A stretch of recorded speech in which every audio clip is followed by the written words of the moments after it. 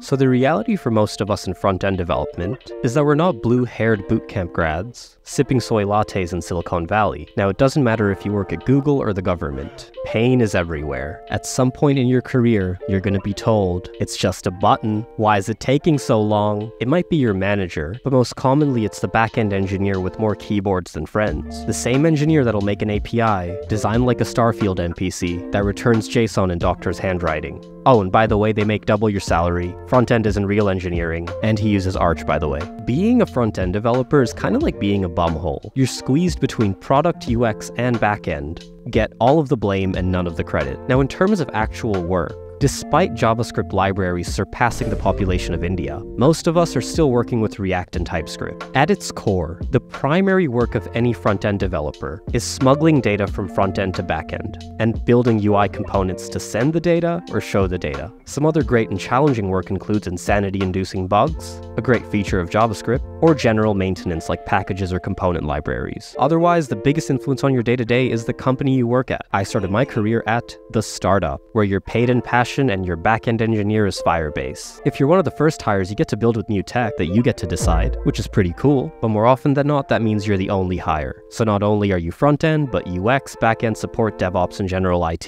However, that's the lucky scenario. In most cases, you're maintaining something an unpaid intern built years ago. At least these are the scenarios where you might get paid. There's always that one Steve Jobs clone from college who'll ask if you can build their startup for equity. If you're fed up with startups or got mediocre results at college, you're probably working at the corporate, where souls are crushed, beer bellies are made, and heads go bald, where your New York dreams fade away into a suburban middle-class home in Idaho, Brazil, or India. These companies are usually some flavor of soul-sucking consulting, banking, or Walmart. You'd think with more money you'd be using the latest and greatest tech, but if by latest and greatest you mean jQuery 1.24, forget Fetch, you're going to be raw dogging some Ajax here like it's 2012, if you're not working with PHP. But that's not even the best part about being a front-end developer here. You want to change a variable name? You're going to need a Jira ticket for that. You want to take a dump? You're going to need a Jira ticket for that. You want to add a comment? That's okay, just add. Lol, just kidding. You're going to need a Jira ticket for that. 9,000 layers of paperwork, 80 levels of management to install a library, comply with ISO D's nuts security policy. These companies still manage to get hacked by a 14-year-old in Russia. I mean, at least you're not the only engineer that's going to take the blame. You're surrounded by a great crew of 50-somethings with as much enthusiasm for engineering as a wet paper bag. You see, at mega corporations, software engineering is IT,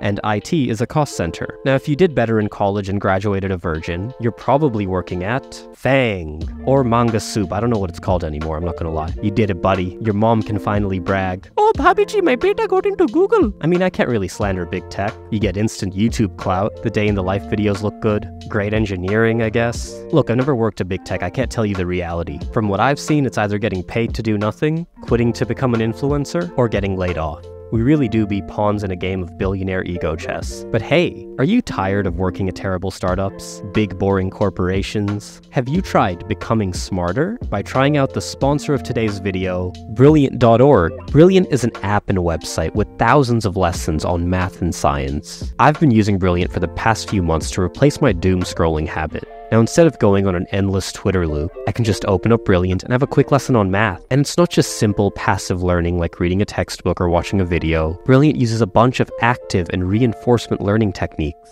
So as soon as you're done with the topic, you're quizzed on it or given an experiment or puzzle. This variety really helps cement the information in a lot more natural way. The courses are also designed for people at all levels. So whether you're a beginner, enthusiast, or expert on a topic, you can always have something to learn from Brilliant. Don't believe me? You can get started with Brilliant for free for 30 days. And the first 200 people to sign up with my link get 20% off. That's brilliant.org/bigboxsui. Please check them out, and thank you so much to Brilliant for sponsoring this video. And thank you for your time. I am Big Box.